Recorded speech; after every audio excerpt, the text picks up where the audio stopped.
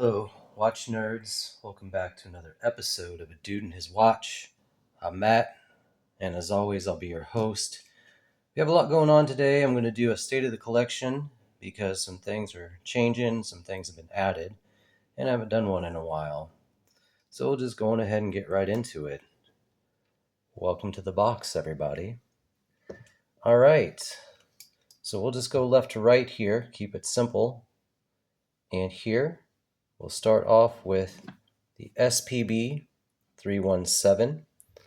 As you know, I put that on the Uncle Straps bracelet, the Z1, I think. And one thing I wanted to note about this, at first, I was a little bit hesitant about the bracelet. I was so used to having it on the Tropic rubber, which I still think I prefer. But having spent some time with it, I can say that I've definitely grown to like it more. It has a nice taper. It gives it a little bling factor with the links. And overall, it's still one of my favorite watches. So if you guys are on the fence about this one, I highly recommend it. 41 millimeter, really thin. And I like the symmetry of the case better than what you'd have on the Willard. So, yep. SPB 317 Slim Turtle. Even though it's not really a turtle, it's not really a cushion case. It's more of a, I think it's called tonneau case or whatever. But yep, still loving this one. Still one of my favorites. Great loom. Ever since I got the movement regulated, it's been running really, really well. It's pretty much right on time. So I know it's kind of a pain in the butt. There's a lottery with those 6R movements, especially the newer ones. But if you get them regulated, they do run well. So that's that. Next up, all right, SBGA 231. This is the Grand Seiko Spring Drive. And I think I'd like to add another spring drive. I'm still looking at the SBGX. I think it's 261. It's a 9F quartz with a black dial. This one has the champagne dial. And they don't make these anymore. Nice little 39 millimeter. Absolute beauty. And you can tell I wear it a lot. Look at the scuffs on the bracelet and the clasp. And the beautiful spring drive just moving along ever so smoothly. All right, so we've got that. Next up, this is one I don't think I've ever shown you guys because it's my wife's watch. A couple years back, I got her this little 36 millimeter Oris Aquis. And I'm not going to put it on because it's sized to her wrist and I definitely cannot wear it. My wife is a very small person. But yeah, nice and beautiful. Just gray, simple, clean, great loom, good movement, keeps good time. And then next up we have the Monta. And I think this one I'll probably end up selling in the future when I decide to grab that Grand Seiko. I think that would pay for a lot of it. But I'm still kind of on the fence about it because really for the money, man, this is a really nice one too. That anthracite sunburst gray dial. And the thing I really like about it too is the loom. It's got great loom on the hands and indices. So for me, this is kind of like a really cheap Oyster Perpetual. Done really, really well. And you get a date. And it looks like there's a little dust on there. Blew that off. All right. Monta Noble. Can't go wrong with that. Monta's got really good stuff. For those of you that actually watch these videos, you might already see the new watch I got in here. We'll get to that in a moment. But next up, we have the Seiko Prospects SPB 185. Marine Master Reduced, Marine Master 200, the Steel Master. And here we go. This one is already on eBay, and you'll see why in a moment, because I don't really need it after the new pickup. So I went ahead and checked that one out. It's in pretty good condition. Great loom. This movement I've never had regulated, but it stays pretty much within 5 seconds a day, I'd say. It's pretty good. So there we go. Steelmaster SPB 185. And then next up, we're moving on to the new hotness. The new hotness is going to be the SLA 075. And god damn, this thing is beautiful. Look at this thing. It's ridiculous. It is absolutely ridiculous. The loom is crazy. You got that sort of drizzle dial. I love that it's all black. It's a ceramic bezel. It's the 8L movement. Yeah. I'll probably upgrade the strap eventually, but this is what we're rocking for right now. And I love it. I've worn it. Let's see, I got this Wednesday. I've worn it every day since then. So, yep.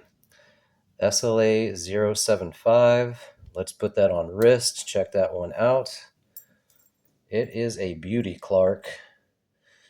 Hey, save the neck for me, am I right? All right, let's see here.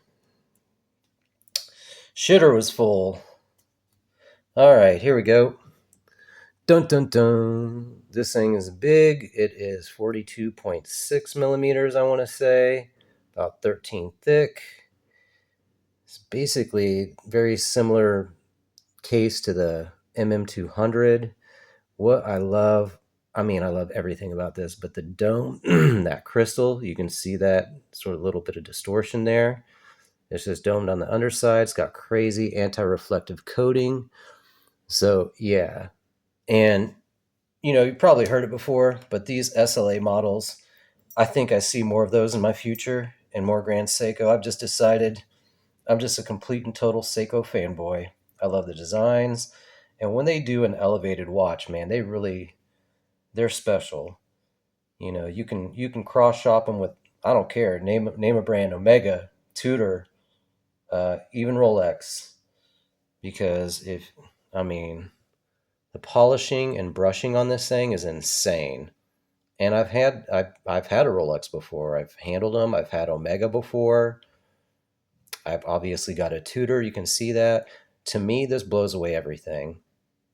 It really does, and that's not just hyperbole. This to me is, I would rather have this than like a Planet Ocean. And these retail for $2,800. I got it for less than that. I actually got too good of a deal to pass up, which is why I'm selling some watches. What do you mean watches, Matt? You just said you're selling the SPB 185. Well, guess what? I'm also going to sell this guy, green Oris Aquis. It's going to be hard to see it go, but I don't wear it much anymore. I just prefer black dials anymore. So I've just kind of grown out of it, but still a beautiful watch, still runs really well. I've had it since at least 2020. This was my first step up, my first big purchase, something over $1,000. I think I paid $1,400 for this on like WatchMax, I believe is where I got it from. And just another beautiful watch. And I don't want to let it go, but I couldn't pass up that deal on the SLA. So, anywho, and obviously since I got the Z1 strap on the Turtle, I found a deal on this little Jubilee. This is another Uncle Straps right here on eBay. Pretty brand new. And it's even got the push button deployant clasp. So Tudor Black Bay 58 with this aftermarket Jubilee. I've had this for years and I was getting kind of bored with it. And this one is a forever keeper for me as well. So I didn't want to sell it, but I went on ahead and spent a little money and freshened up the look. So Tudor Black Bay 58. So one in, two out. 1 in, 2 out. And I know a lot of guys out there get what I'm saying here. Mark Alamares from Average Bros. McMahon, dude sits there and rants about his watches, but he pretty much is all SLAs and SPBs. He's all in on Seiko. Smart man. I get it. He's still teaching. I used to be a teacher, so a lot of his stuff, I kind of get what he says. He can be maybe a little bit long-winded for most folks, but I kind of dig it. Random Rob, another big Seiko fan. So for those of you out there that know, I mean, yep, Seiko has kept me in their lineup this whole time. I started off with an SKX, and then I moved up to the SPBs, and I got a Grand Seiko, and yeah, I'm just in their ecosystem. You know, it's fine. I like it. That's how they get you. They're smart. Start off low, build them up high. Not too many brands do that. It's a uniquely Japanese thing. You know, Rolex doesn't have any models for $200 or $300. Neither does Tudor. Neither does pretty much any other brand you can think of. But here, let's put the SPB 185 and the SLA 075 close together. I always thought of the SPB like this as kind of an upgraded SKX, if you will. But here you can see the dimensions are similar. This one is just a hair bigger. You can see the applied indices on this versus these are pressed from the back. Still do a good job. The loom is not as strong as the SLA. Obviously, the movement is a 6R, but there they are, still keeping pretty good time. You can see the seconds are pretty much around the same spot there.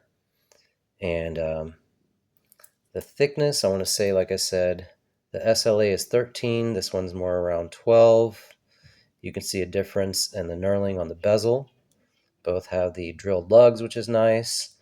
And then some people are going, well, I mean, you know, they're going to complain about an unsigned crown on about $1,000 watch with this SPB. And then they're definitely going to complain about something that retails for $2,800, unsigned crown. But again, you can see the case design really similar. You know, if this isn't a premium SKX, then this is a premium SPB 185 or Marine Master, if you will. But they both draw on watch from 1968, I believe. One of their, I think it was their first high beat diver is what it is. There's videos out there. Other people do way better videos than me. But just seeing these two side by side, you can get an idea, you know. Definitely don't need to double up on these. If I had the money, I'd keep them all. But, you know, I'm one of the poors, so this is what I have. I think eventually I'd like to, you know, like I said, we'll show you what I want to get it down to eventually. But eventually it's just going to be the Grand Seiko, the Tudor, just because I can't part with that one. That was my first really big deal watch. So I think eventually I'd like to get it down to, get rid of this and this. I'll get down to this.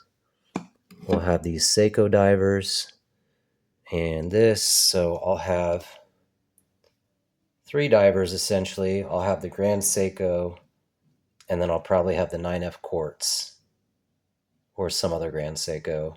And I think 2 Grand Seikos, an SPB, the SLA, and the Tudor.